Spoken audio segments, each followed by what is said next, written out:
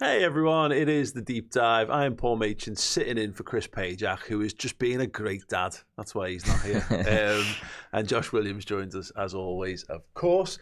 Josh, you are going to be leading this show. It's something of a tactical preview for the Merseyside derby, but you were keen to stress to me last night that obviously there's not loads of time between now and then, so there's a wider focus leading out of this on sort of Trent and the right back situation, etc., etc. Yeah, well, I'm glad you've mentioned that, actually, because people who are tuning in now, maybe after the derby, stay. Please stay. Yeah.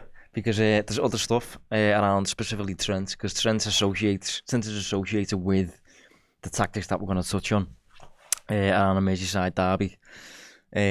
So, yeah, it's a bit of a derby preview / what do we do when Trent leaves the club type thing. Yeah. That kind of vibe. Cool. Yeah. I mean, horrendous that we have to have these conversations, but this is where we're at. We're also, after this, we're going to be over on redmenplus.com following a similar theme to a topic I have in my head called how do you replace Mo Salah in the aggregate. So if anyone's ever watched or read Moneyball, you'll get that reference. So we're going to start the conversation on that one. If you want to get half price for a year of Redmen Plus, then please do head over to that site, redmenplus.com, and use the code DEEP, DEEP, and get half price of a year, full year. So this time next year, we'll know how they've done it.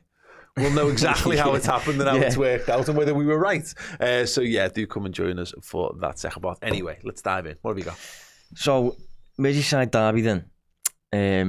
Obviously, the last time we faced them. What did you think of the game?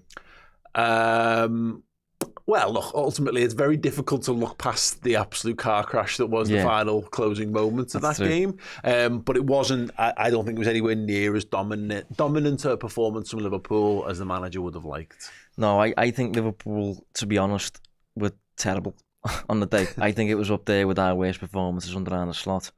I'm just trying to get evidence of that. Mm-hmm. But I'm pretty sure Liverpool had 6 shots on the day. 6 total shots, correct. 6 total, yeah.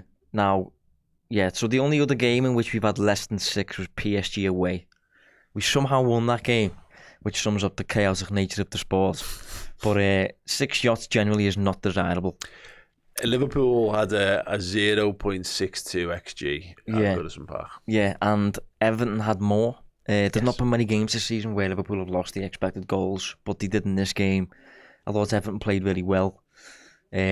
And I thought the tactics that David Moyes put in, football genius, caught us off guard a little bit and worked as well. Which I'm saying that like I'm surprised. I suppose I am a little bit because I don't associate Moyes with tactics per se. I associate him with good recruitment. I think you know when he picks up like a little gem from the Championship, Cahill or Jared Bowen or something like that. Souček he signed for West Ham. James Coleman, Leighton Baines. He picks up little gems like that, doesn't he? I associate that with how Moyes improves his club's fortunes. I would have chucked him in with like what he is, which is the managerial British merry-go-round of largely defensive managers. Yeah. So when you say tactics, I would say defensive stability. You know, teaching teams not to concede. Yeah. And honestly, I would have put him in alongside Sean Dyche. So it's kind of mad that they've gotten miles better by what I thought was replacing like for like. Yeah, I mean, if we touch on the tactics of the day last time, if we can get up the first viz. So this is essentially the crux of it. Doesn't look too complicated, but at the time, obviously, Ryan Gravenberch sent on to what Liverpool were doing. Liverpool build through the centre far more under Arne Slot than they did on the Jurgen, for example.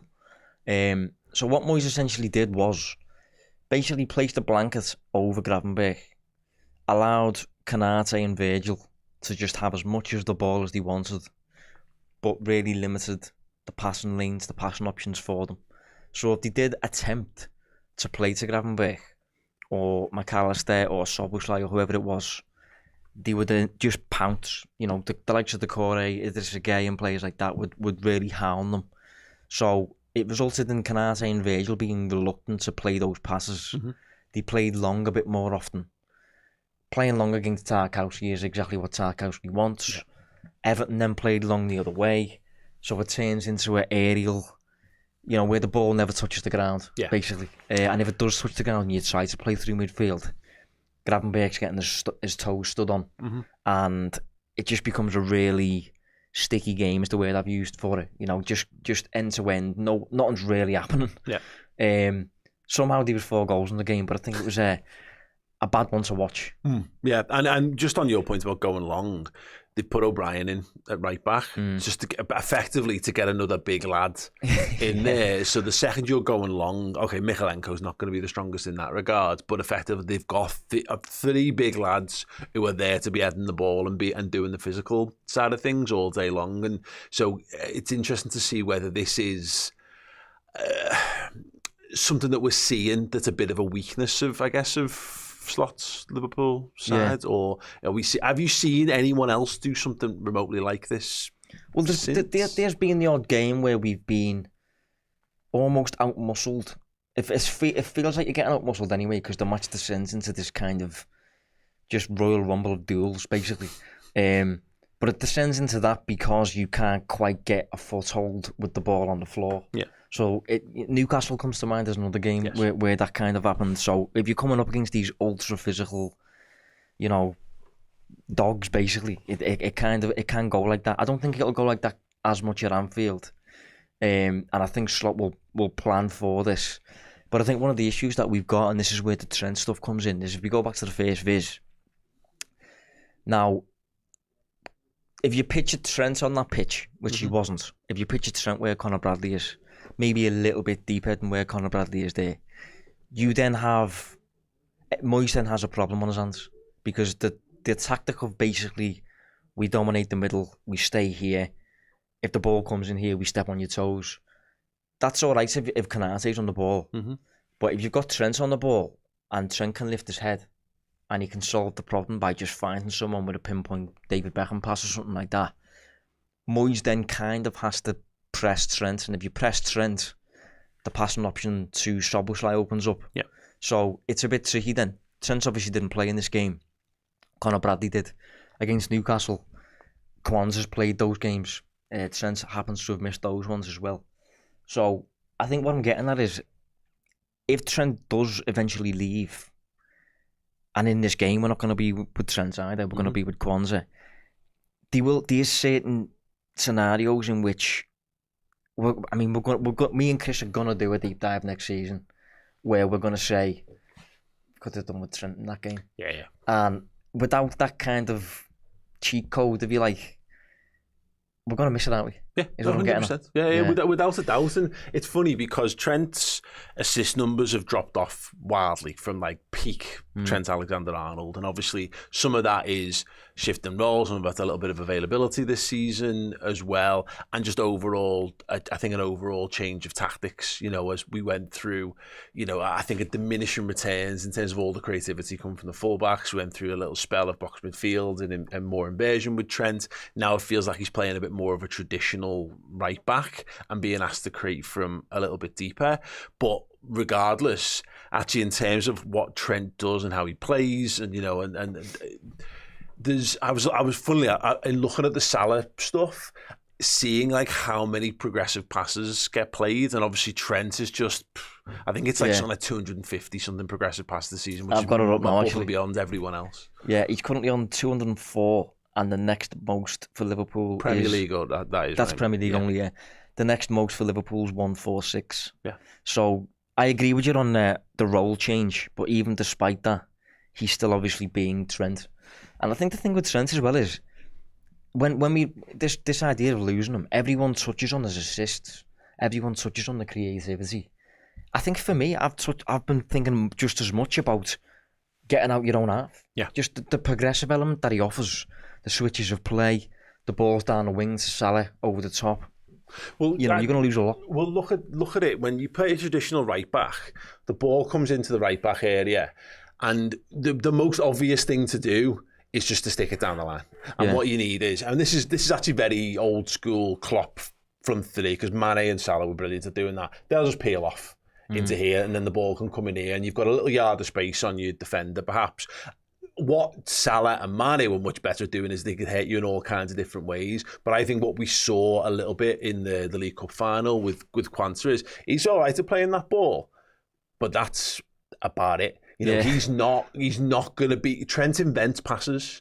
So you can give the ball to him. It can be under pressure. Trent can pick this guy out. Trent can go cross field, and all of a sudden, he can switch it to Andy Robertson. He can go here, and you're right in terms of it becomes a lot more formulaic when you put a more formulaic player in that position. Yeah, like I think you make a good point on, like, say for example, it's Kwanzaa. Kwanzaa's got the ball there. The obvious pass is to Salah's feet, sound. But I think if it's Trent maybe subliminally tells Salah going behind, and Trent plays the ball over the top then. So you're still finding the same player, but Trent finds him in far more advantageous spots than the Kwanzaa would. Well, you're right, because the ball over the top, even anyone can play a ball over the top, and you're right, that's quite a percentage ball if you're playing Salah into the channel again, but it's actually not that. It's not that ball. It's this ball. It's that one that only Trent can play, where he just puts some mad, flat, like, driven golf shot in that drops perfectly in this area in front of the 18-yard box for Salah to run onto, and all of a sudden he's got the goal sort of at his mercy. Or equally, it's like the disguise pass into someone like Szoboszlai, for example, and then you've got the fullback's got a decision to make whether he leaves Salah or they've got to pull someone over it. Yeah, it's much more varied. I think this is generally why I'm against the idea of, maybe replacing him with a fullback. With the centre-back, or even viewing Gomez or Kwanzaa as options over there. Like, for me, they are absolute break glass options if you need them. But I think predominantly you want a player over there, and the same for over here for me as well. People are talking about you want a centre-half to replace Robertson. Not for me. I want players who pose a threat, players who can play the last pass, players who can get you into their attacking half of the pitch. I think Arsenal, you mentioned the word formulaic before. Arsenal, for me, is so formulaic. Yeah. And I think on the offensive side this season, they've had injuries, to be fair to them, but they've suffered because of that. Liverpool have had an element of unpredictability. But in games against Newcastle this season, we haven't as much. We've struggled against them a little bit, once or twice at least. And in the derby at Goodison, we struggled. Both of those coincided with Trent not being on the pitch. Yeah. And Liverpool and our opponents almost being able... Like, if Kwanzaa's on the ball there now, and you're taking care of the centre here, you're not worried. Yeah. Because it's Kwanzaa. Yeah. If it's... And that's no dig on Kwanzaa, that's most players. If that's Trent, and you're Decore or whatever, you're thinking, I better close him down here, because he's gonna hurt us. Yeah. So that's kind of what you're losing, and this whole idea of replacing him, all the best. Yeah. Do you know what I mean? But it's funny because the one thing that we've not mentioned it, but it's kind of, we're almost yada in this, and perhaps rightly so, is you put Gomez or Kwanzaa in at right back, and I think the general sense there is you're covering. It's a much more defensively sound defence all of a sudden, because you've got some proper defenders in there. They've got better recovery pace and just better at defending, generally speaking. Cool. Yeah. Cool. And I know that's forever Trent's criticism, was he's not the best defender. And I will, to my dying day, say I think that's a very overstated point. I don't think it's anywhere near as bad as anyone who cares to make the points that thinks it is. But you're right, it's almost like you can get anyone to plug that gap. We're putting a 21-year-old centre-half out there, and he's solving that particular problem. But how do you solve the problem like someone with that level of creativity? And I'll throw that into the mix. And Virgil van Dijk here, if he walks out the door at the end, I mean, if you get progressive passes up again, if you don't mind, because if you put it by descending order, Van Dijk is right up there as well. I think in terms of certainly in all comps when I looked at it earlier. Yeah, well, in are we doing total? Yeah. So total in the Premier League, you have Trent, McAllister on 146. Robertson on 146, Gravenberch 138, and then Van Dijk 131. Yeah. So your centre half is playing in the top 5 most progressive passes in your team. If you lose Trent and Virgil van Dijk out of that back line, how do you get the ball out? You know what I mean? It's going to be a bunch of lads passing. It's like fucking crabs at the back, knocking it left, right, and being made up with themselves, and then emptying it into like absolute nothing, no man's land up here. Well, this is the thing with Moyes' tactics, by the way. allowing Virgil and Canate to have the ball, mainly Canate to be fair, but when you're allowing Virgil to have the ball, that switch in the direction of Salah should have been on more often than it was. I think in this game, from what I remember, Salah was just a little bit off it. I think the passes were a little bit... It's a tight pitch, isn't it? And it's a different game, I think, when you're playing at Anfield, so I think there's ways around that. But to kind of... I think one thing I've been saying with Trent is you don't really replace him, for me. You just kind of, in a weird sort of way, forget he existed and just go and buy a really good right back. Yeah. Forget about, like, does he switch the play? Can he score a free kick? Just go and buy a really good right back is probably the way I would paint it. But even that, I said this to Chris last week, even that's not easy because the right back market right now is pretty bad. I had a look last week and it'd be interesting to get your thoughts on this player, but the closest player, and I don't think he's entirely off the table because of where they currently are on the table, is Pedro Porro. Okay. He's 25. He can do inverted fullback stuff. Yeah. Proven in the Premier League, good availability. He's an FPL stalwart, is what he is. Yeah. Spurs are currently 14th in the table. Might not get Europe. So it's not one I'd rule out.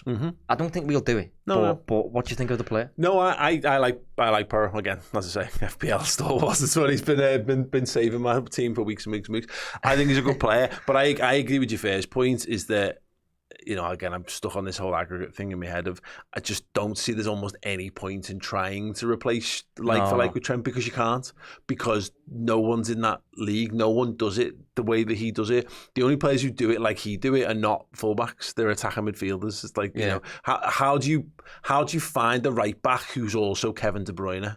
Well, I remember years ago I did a podcast with the Echo. This was during COVID, so we were coming up with absolute, you know, you didn't just have quizzes, diabolical podcasts it was, and we came up with an idea: recreate the Liverpool 11 that won the league, stylistically with a completely different 11. Okay. And I think off the top of my head, the lad we put right back was James Ward-Prowse. Okay. That you can see why. You can see why. I know you can see it, but he's not a right back. But it's funny because actually, you know, if you put that, all the people who think Trent's crap, definitely, absolutely look at that and go, yeah, that makes absolute sense. But stylistically as a unit, it would allow Liverpool to play in the same way with the crosses and all that, and the progression and the set pieces. It goes back to it that you can't, if you can't find that creativity from that position, and I think, listen, who knows? Maybe they know. Maybe when I have a general theory that when you've got the current, it's easier to find the next, because you know what you know their shape better than anyone else. You've got the cardboard cutout of Trent and the silhouette. You know, like that thing outside Home and Bargains, which is like a police officer sticker, and it tells people how tall they are when they walk out the shop. Yeah, like, you know everything there is to know about Trent, so it's probably easier for you to find the Trent replacement than anyone else. It's like where Man United bought Michael Owen, and I always thought half of that was because they wanted Chicharito to be the next Michael Owen. So, well, there you go. There's how you benchmark it. Yeah. But you're gonna lose something, so you're gonna have to gain it somewhere else. Yeah, and that becomes the question. Well, I think the point that you made on his defending is probably where it's at. I think if you're thinking of aggregate and things like that, improving the team somehow, despite losing a generational right back, it probably is by signing a player who offers something going forward, but someone who probably takes care of you a bit more on the defensive end as well. So you would shave a bit off your attack, but you would gain it marginally on the defensive end, hopefully. For example, Conor Bradley. Conor Bradley, for me, is not as good as Trent on the ball, who is. Yeah. But he's better defensively for me. So you would get it there, basically. Yeah, it's just not trying to think that by putting an absolute clogger of a right back in, absolutely what you're making in marginal gains. Because I think there are only marginal gains to be made. Liverpool have got the second best defence in the league as it is. Yeah. So I'm not sure how much better you know what's that worth to you. You know, particularly if you end up losing so much going the other way. So I agree. I think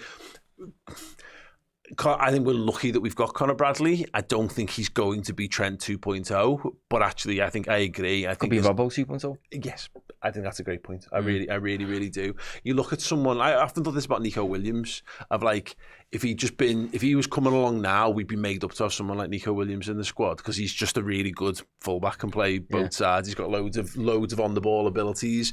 Unfortunately, he came up in a very similar era to Trent, but you just when you've got Trent, you play to Trent. When you've not got Trent, you can't, so you do something different. Out of interest with the Nico Williams stuff, people did flag him last week, as in why not him? Would you have an interest to bring him back? He is currently 23. Well, he's 24 basically. Wow.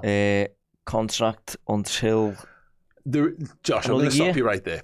There is no way that I am going to go on the internet and tell the world that we should be getting Nico Williams back to replace Trent Alexander-Arnold. I completely understand why. However, I like Nico. I think he's a good player. I think he's a good player. I don't think I'd do it personally. No. And ultimately, you're buying him for what? Is he better than Conor Bradley? Probably not.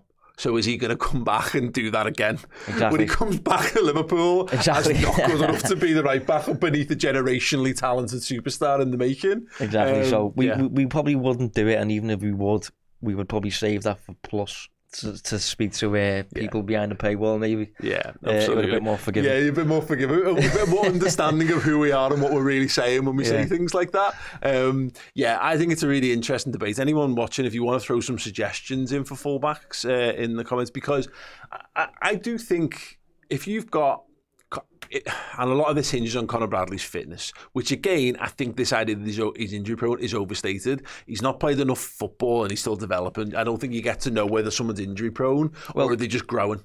And Gomez, you can make a stronger case on this, but I don't think Bradley, Gomez and Quansah for most football teams is a terrible situation for a collective of right backs to own. Yeah. But I would feel much happier if we went and added someone probably better than Bradley. Well, since I've been looking, I am a little bit more open to the idea of not signing someone this summer. Okay. Purely because there's no one there. I would absolutely sign someone, but the options are not very good. I've seen links to Frimpong, completely different player though. So I would understand. But is he more in the mould of what Bradley's doing, or just more attacking? Well, he's just kind of Marcos Alonso is a good example, as in like. So we can take a free kick. Well, he's not a fullback, is what I'm getting at. You know what I mean? He's kind of like, this is Frimpong, there's Trent, there's Salah, Frimpong's that. Yeah. And he receives progressive passes. Okay. Trent is always, we just painted the picture there. Yeah. Trent plays them, so it's like the kind of stylistic shift you underwent when you signed Núñez to replace Bobby. Mm-hmm. This would be similar. Like, he's a good player, yes, but my first question would be, what's the plan? Yeah, because I like him as a player. He's absolutely rapid, but the thing is, if he's rapid and he favours the right, these two are fighting for the same space. As in, like, get out of my way, I'm the runner. No, I am. Yeah. No, I'm the runner. No, I am. Yeah. So how do you use to pair them? So I don't know. I'd have a question mark there. Livramento is another one who's been mentioned at Newcastle. Really like him. I don't think we'd be able to get him out of there, and even if we could, I'd rather just get Isaac out of there and leave them with Livramento almost. Is he just a fullback? You know what I mean? By that I mean that there must be tons of just fullbacks. I know you're saying it's not a great market, but they come up every year. The amount of people I've defended Trent against over the last 9 years is, 7 years, let's say 7-8 years, is mad. You know, the amount of names have been thrown out. Like, and I know I'm about to say Aaron Wan-Bissaka on YouTube in a public forum. Aaron Wan-Bissaka is a really good right back, I think, but only to strengthen my point of, what are you looking for? Are you just looking for someone with a good engine, solid defensively, but can actually is a support player to what you're doing, or are you looking to someone to lynch your attack and creativity around? Because I agree, that's a much harder prospect. Well, on the Bradley injury stuff as well, I just got a little nugget to add. When I was looking into him last week for a piece, feels like he's injury prone, you make a good point that it's too young to judge that. When he went on loan to Bolton as a 19-year-old, he started 41 in League One. Yeah. 41 games out of, I think it might have been 46. That's a lot of minutes, for a teenager to build up. So it suggests it's maybe not a mentality thing. He wants to play.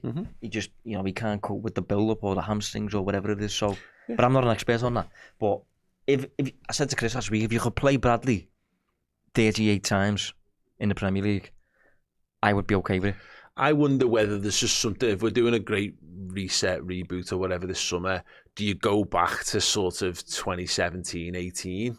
Maybe not entirely stylistically, but people forget Gomez started all the big games in around that time. 17, 18 and 18, 19. Like Gomez starting the new camp at right back, because the general sense was, Trent, you're playing games where you're going to have the ball and you're going to do, forward-thinking things. But if you want to put your strongest team out there against the best opposition, Gomez will start in those. And whether there is something like that where, you go and get a more seasoned footballer is kind of what I'm saying there. And, so Bradley is your just pure high-intensity energy, pick your moments to unleash him. But actually there'll be games where, don't worry about it, get your old head in there to just, not Kieran Trippier now, but what Kieran Trippier was when Newcastle signed him, kind of player. Yeah, throwing that out there publicly on the internet. Paul Machin wants to sign Kieran Trippier. Not really, you know what I mean. I think my argument has been find a Gakpo Diaz dynamic for the right back. Yes. If you get what I mean. So you've got two who are the same level, fighting for the spot. Whoever comes in, you play the same way. You don't drop off in terms of your level. The problem is, as I've said, just looking at the market, it's really bare. So, with Liverpool having an interest in a left back, I think we need a midfielder. Potentially looking at turning over two of the forwards in the summer. Probably need a centre half.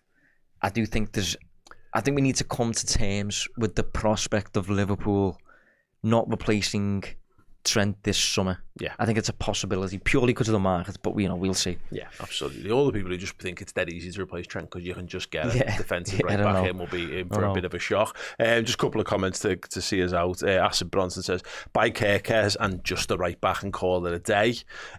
Thomas Kennedy, Bradley number 1 and Geertruida as a versatile Gomez replacement. I had eyes on that. That's not a bad shout, yeah. We had eyes on that last summer.